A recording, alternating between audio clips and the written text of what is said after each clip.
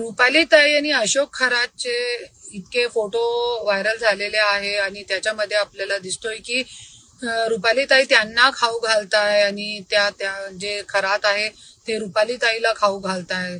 रुपालीताई एकदम चरणामध्ये नतमस्तक होऊन असं इतकी तपस्या आणि इतका इमानी एतबारी जरी आपली पदासोबत केली असती तो आज महाराष्ट्राची महिलांचा भला झाला असता.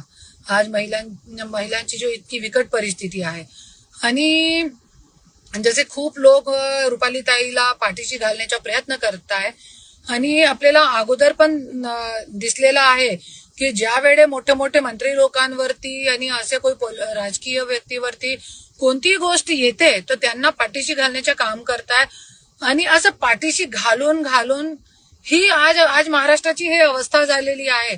आज कोणाला तुम्ही सपोर्ट करताय आणि हे व्यक्तीकडे आज 200-300 करोडची प्रॉपर्टी फक्त बोलण्यासाठी 200-300 रेकॉर्डवरती आहे म्हणजे 2-3 हजार कोटीची प्रॉपर्टी असेल आणि खूप काही राष्ट्रवादीचे आमदार मंत्री लोकांचे पण फोटो त्यांच्यासोबत आहे.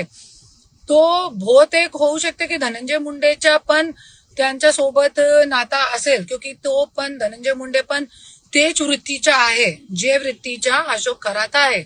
त्याच्यासाठी वर सखोल चौकशी व्हायला पाहिजे.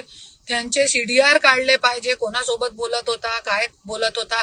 त्यांच्या आश्रम मध्ये धनंजय मुंडे पण खूप एक दरवेळे नाशिक जा रहा हूं कशाला जात होता मला माहित नाहीये पण बहुतेक काढले पाहिजे रेकॉर्ड मागे त्यांचे सीडीआर त्यांच्या आश्रमचे व्हिडिओ सीसीटीव्ही फुटेज सगळे काढले पाहिजे.